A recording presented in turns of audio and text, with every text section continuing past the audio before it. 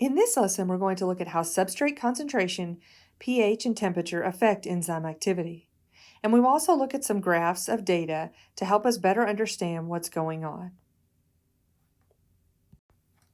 How do catalysts affect the reaction rate?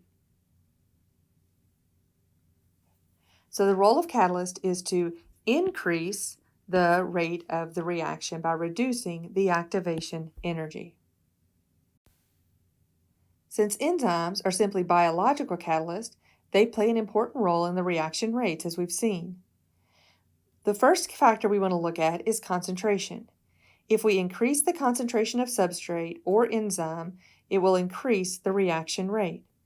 So if we have a very small amount of substrate or a very small amount of enzyme, there's simply not enough molecules to interact with one another to produce the product. If we increase the concentration of substrate so that an enzyme is never sitting empty, the reaction rate will increase. As soon as one enzyme comes back, having broken up a molecule, it's ready to go for the next one. So think about this when there's a long line at the roller coaster at the amusement park, that there's always somebody waiting to get on the ride. The same thing here. If we have lots of substrate, we always have somebody waiting to move into that enzyme in order for them to start their reaction. pH can also affect the activity of an enzyme. We mentioned this when we talked about the differences between something like sucrase and pepsin.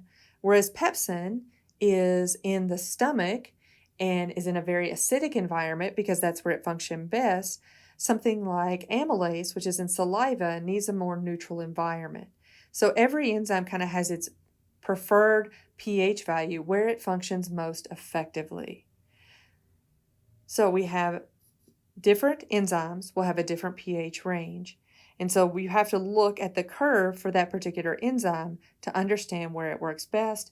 And you can also predict some of this based on where it is in the body and the typical pH in that part of the body.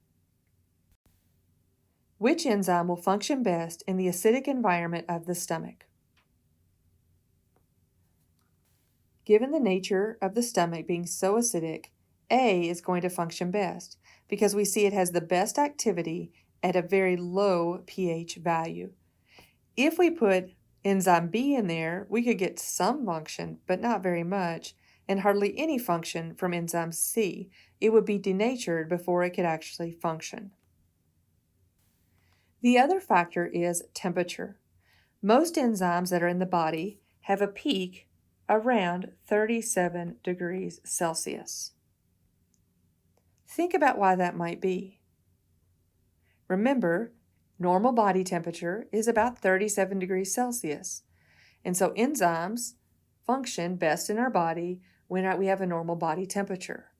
If you have a very high fever that impacts different parts of your body, it could impact your ability for your enzymes to function at their peak. We still see that they will function, it's just not at their peak performance at very cold or very high temperatures. Let's look at the activity curve for an enzyme at various temperatures that's found in a different species. At what temperature is the enzyme most active?